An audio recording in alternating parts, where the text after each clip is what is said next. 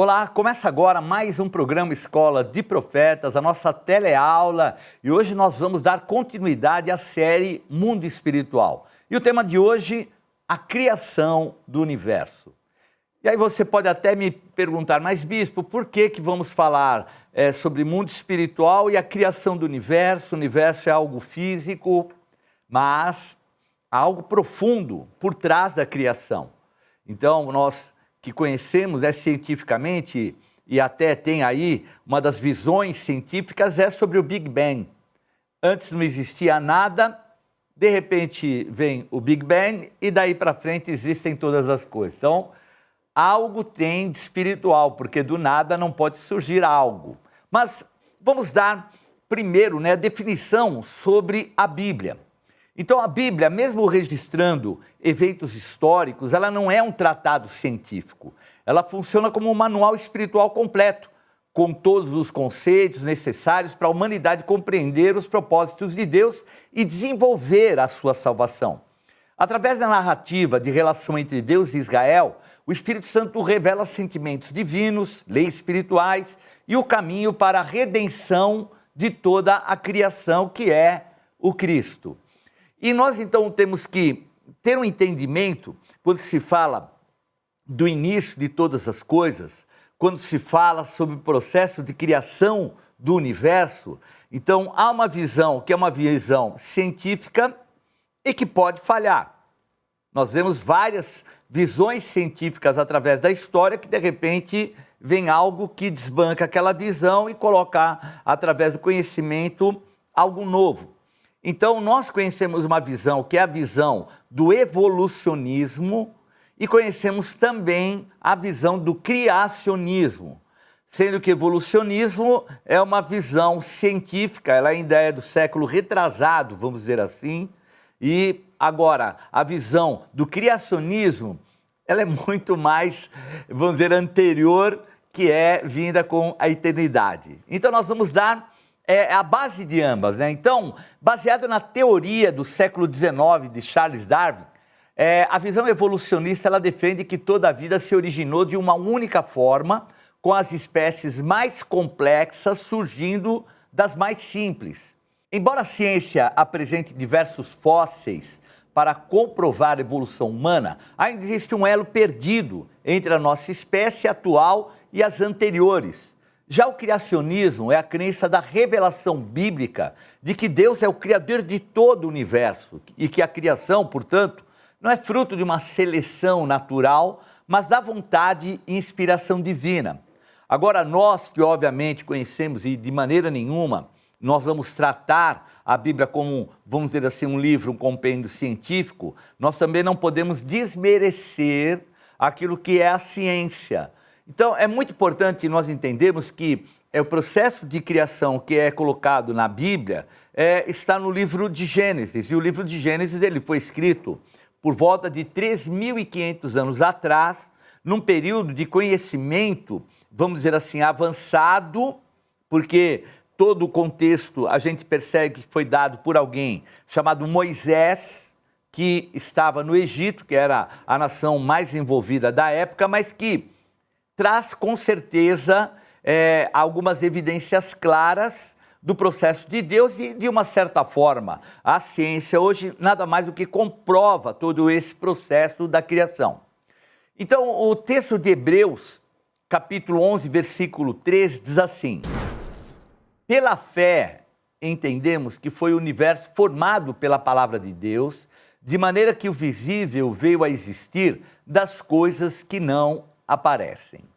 Então, como eu falei, a Bíblia não é um tratado científico, mas é um livro de fé. Então, é muito importante a gente não entrar num processo de debate. Nós cremos que a Bíblia é a palavra de Deus, é uma palavra revelada pelo Espírito Santo a homens, mas que os homens eles podem ser limitados no conhecimento. Então, existe aquilo que nós chamamos revelação, que Deus dá diretamente aos homens, eles podem dar andamento e dar continuidade nessa revelação, isso eu falo no contexto histórico da Bíblia, como existe também aquilo que é limitado pelo conhecimento da época. Então, havia uma série, vamos dizer assim, de visões, inclusive na época, sobre a criação de todas as coisas. Mas uma coisa é certa, segundo aquilo que nós cremos, como foi colocado pela fé, Deus criou tudo pela sua palavra. Então, o termo palavra é o termo logos. Então, o termo logos não é somente algo, palavra escrita, nem palavra pensada no contexto de que você vai trazer, mas algo vivo. É uma palavra viva que traz a existência, né? Inclusive, o logos, na época, vamos dizer assim, do grego, né? da época clássica dos gregos, essa palavra era uma palavra que trazia no bojo dela não somente algo para escrever, mas algo transformador, algo criador. Então tem todo, vamos dizer, um contexto através dessa palavra chamada logos. E João capítulo 1, versículo 1 a 5, fala a respeito desse logos.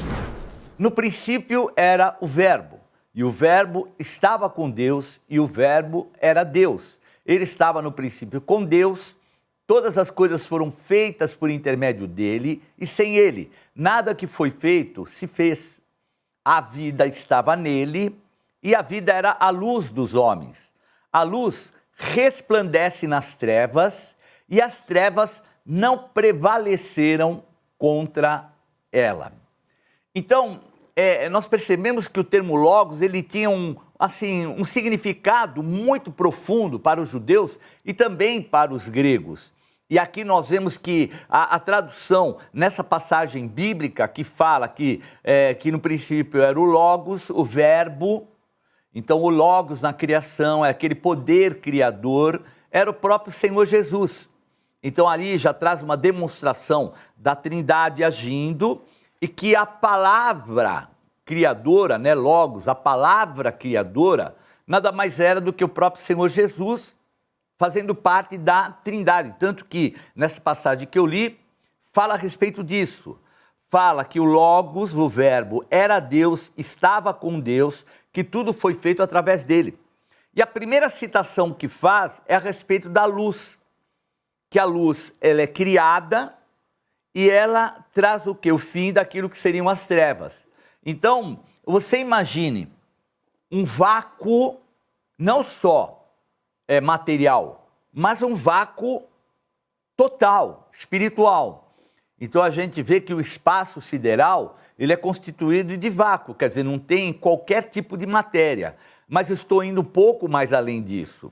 Então, a Bíblia, no livro de Gênesis, fala que a terra era sem forma e vazia. E que a palavra criadora, o logos, a palavra criadora, Jesus, na criação, ele disse, haja luz e houve luz. Então, já é o início, vamos dizer assim, da maneira criativa e criadora por parte do Senhor e colocando já no Novo Testamento a importância do Cristo, do Filho de Deus.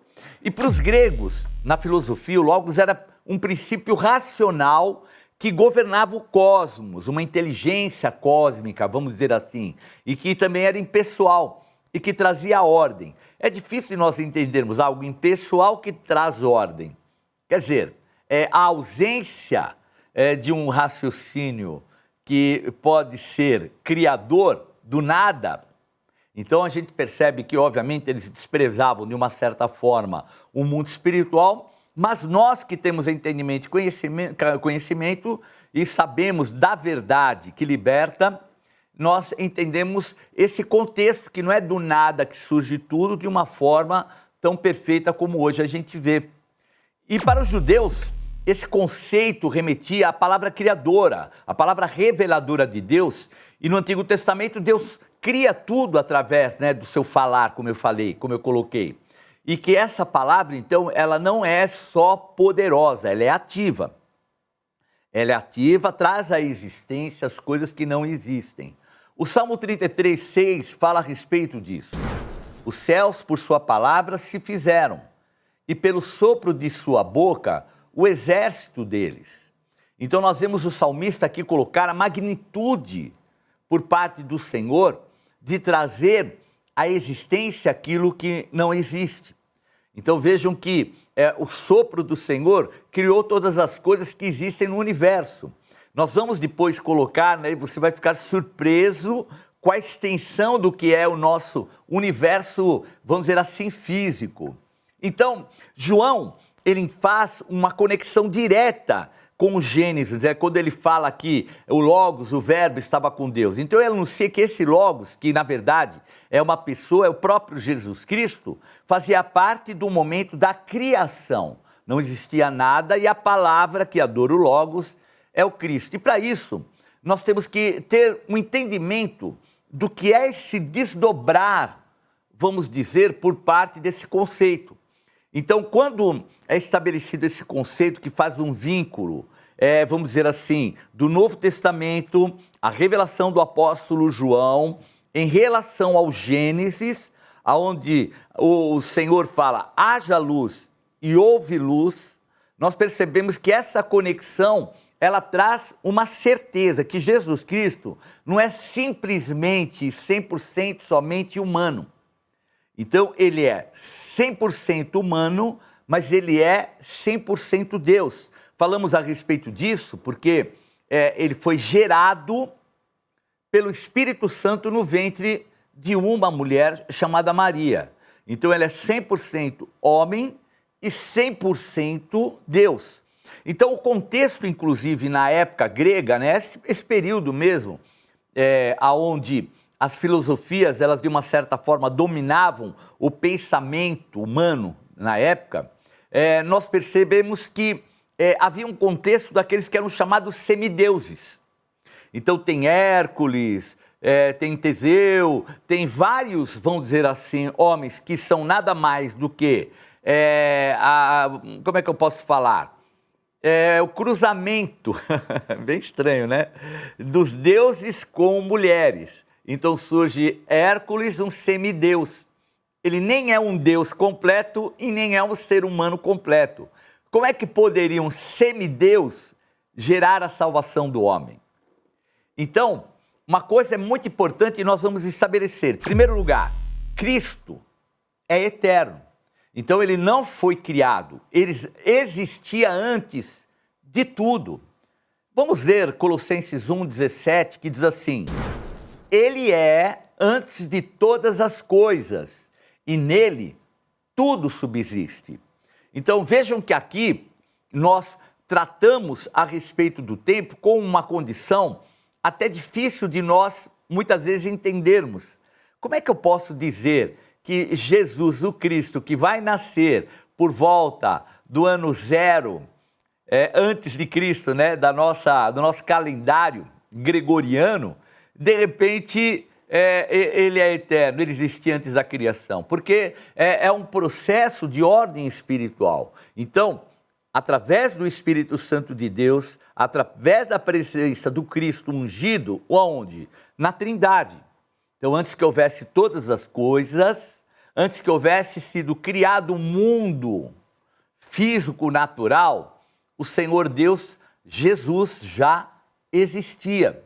Então, isso é algo claro e que nós temos que tomar conhecimento dessa verdade espiritual para nós não ficarmos confundindo, como muitos, que Jesus é um semideus.